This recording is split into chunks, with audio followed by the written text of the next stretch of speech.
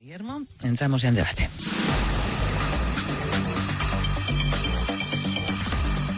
La Ventana de Asturias, con Guillermina Caso. Rubén Medina, Carmen Moreno, muy buenas tardes. Hola, buenas tardes. Hola, buenas tardes. Bien, hoy podríamos hablar de muchísimas cosas. Por ejemplo, hay un par de noticias en este informativo que se lo merecerían. Pero este tema que os propongo tampoco está mal. La religión siempre fue motivo, o igual resulta que fue la excusa de los enfrentamientos más enconados y sigue estando en la base de los grandes conflictos. Bueno, acabamos de tener hoy un ejemplo clarísimo, o dos ejemplos clarísimos y terribles. Sí. A menor escala, a escala política, vuelve a tomar la delantera en la actualidad regional. Mientras profesores y padres se manifiestan en Oviedo en contra del recorte del horario lectivo de la asignatura y acusan a la consejera de Educación de aplicar la medida por motivos ideológicos, en Gijón, Podemos, o si se puede, pide a la alcaldesa que no acuda lunes a los actos religiosos del Día de San Pedro, petición a la que luego se suma también el PSOE. ¿Tiene sentido politizar lo que tendría que ser una opción personal e intransferible? ¿Tienen los poderes públicos que mantenerse al margen de cualquier disputa confesional? Claro que tienen la obligación de mantenerse al margen de cualquier confesión religiosa. Parece que nos estamos olvidando cuando hablamos de estas cosas que la Constitución establece, creo que es en el artículo 16, que España no tiene ninguna confesión religiosa. Sí es verdad que hay un segundo párrafo que es por donde pueden entrar estas disputas y diferencias de opiniones, porque si esto quedara aquí estaríamos ante un Estado aconfesional puro, como ocurre en Francia, donde estas cosas no se plantean. Y eso no significa que la gente no tenga y que no tengamos cada uno una opción religiosa, una, dos o las que quieran o ninguna, sino significa que el Estado y sus representantes no tienen que hacer ninguna manifestación religiosa porque el Estado no las tiene. Lo que ocurre es que nuestra Constitución, producto del pacto que supuso la transición española, establece en un segundo párrafo que el Estado establecerá acuerdos de colaboración y dice con la Iglesia Católica y con otras confesiones. No dice con las confesiones religiosas, sino que nombra una en concreto. Consecuencia de eso es el acuerdo con la Santa Sede que se mantiene desde el año 79 y que creo que ya es el momento de revisar. Es decir, esto crea un clima en el que sí pero no, aconfesional, pero con una serie de cosas por parte de la Iglesia Católica, que creo que lo que debemos es volver al principio de todo, y es España es un Estado aconfesional y por lo tanto sus representantes políticos no tienen que hacer como tales ninguna manifestación religiosa, ni cuando juran sus cargos, ni en las instituciones públicas, ni en los actos. Rubén. Pues hay poco más que decir, ¿no? Hay mucho. Seguro que hay mucho más.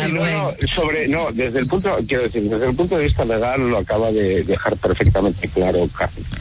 Yo estaba pensando, según estaba hablando ella, no solamente en los juramentos, que no promesas, que hacen la mayoría de los ministros, lo que hicieron los ministros del Partido Popular. Yo estaba pensando, fijaros, en la figura del capellán castrense y en la figura del capellán de los hospitales.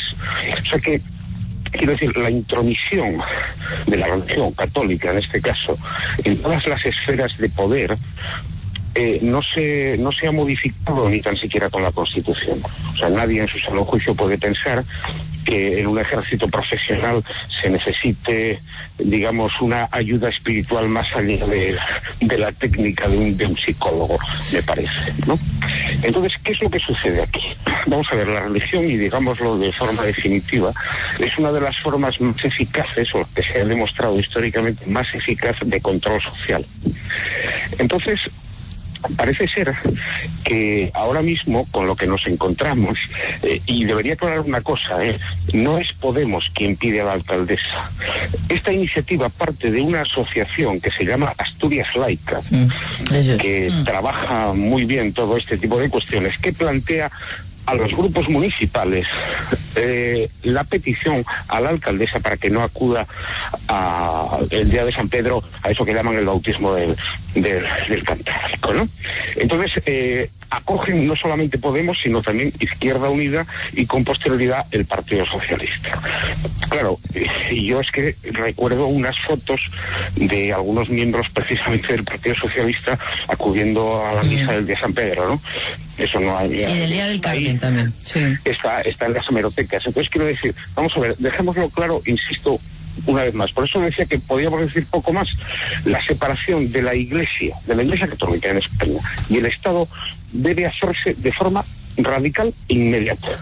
Aquí hubo gobiernos de una supuesta izquierda que pudieron modificar los acuerdos con la Santa Sede por unas mayorías absolutas que no vamos a volver a ver, y no lo hicieron. Y yo creo que ahora mismo es el momento de hacerlo, precisamente por el desarrollo propio de las sociedades. Y no olvidemos una cosa, siempre las iglesias, quiero decir, y cuando hablo de las iglesias me refiero a las confesiones religiosas, van a pugnar por ocupar espacio público, porque lo llevan, porque no hay una intención precisamente de eso, de control social.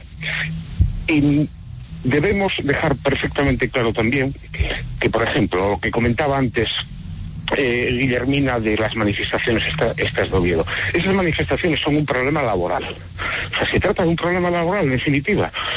Ellos apelan a la posibilidad de que la consejera, por razones ideológicas, no, la consejera lo que hace es aplicar la ley.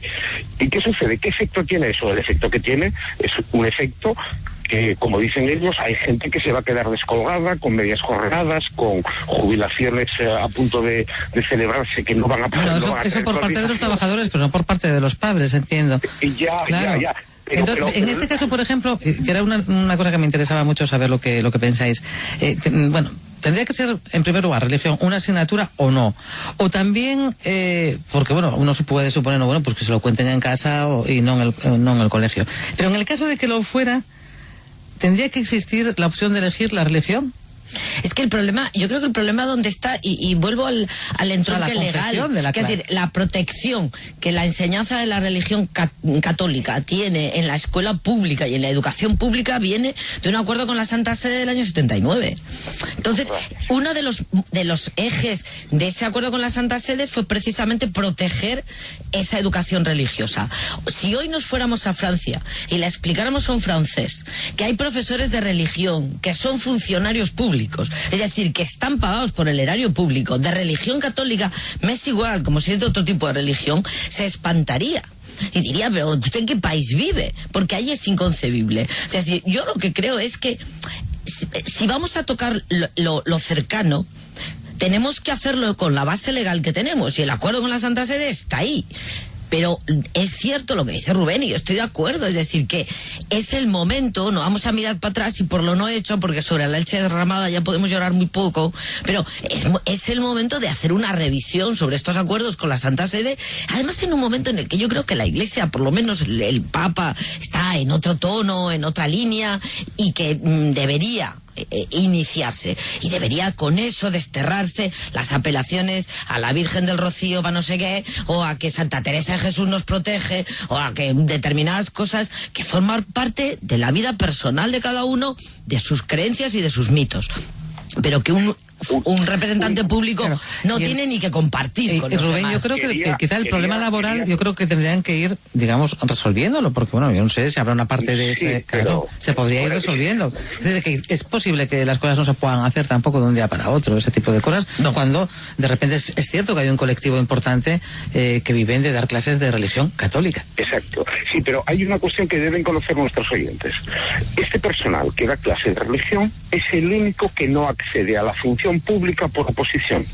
Este personal es seleccionado por los distintos arzobispados, que les extienden un certificado de idoneidad y que establecen la vinculación con las consejerías de educación respectivas.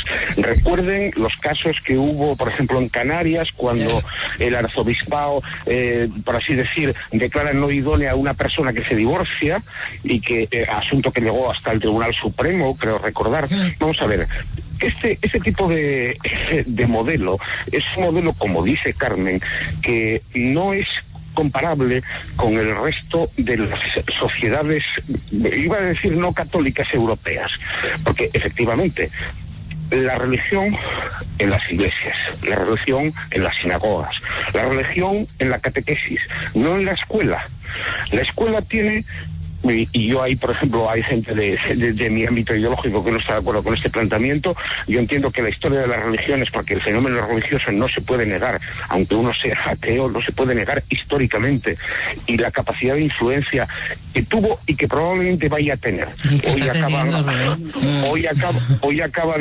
Acabamos de saber de varios atentados precisamente vinculados, quieran o no, insisto, al fenómeno religioso, y entonces no podemos despreciarlo, pero claro, como asignatura, no. O sea, como hay un dicho norteamericano que dice, no reces en mi escuela y yo no pensaré en tu iglesia. No está mal. No está nada mal. No está mal. Lo que pasa es que sí es cierto que dentro de esa historia, dentro de esa evolución y esa historia de las religiones que forma parte de nuestra cultura, también forma parte de nuestros valores. Muchos de los valores que tenemos hoy han nacido de esa cultura religiosa y han nacido de una cultura judio-cristiana en la que nos movemos y que no vamos a negar. Y entonces dices, ¿qué pasa con esa gente que da clase de religión? Yo creo que son perfectamente reconvertibles. Es decir, yo no digo que se tengan que eliminar esas clases, lo digo es que lo que no se pueden es dar clases de religión católica. Hay una serie de valores. Si recuperásemos los valores de la educación para la ciudadanía en la escuela pública, a mí también me parece bastante escandaloso lo que está pasando a veces con la concertada. Es decir, lo de la escuela concertada a mí algún día me lo tendrán que explicar, por qué disminuyendo los niños seguimos pagando colegios privados.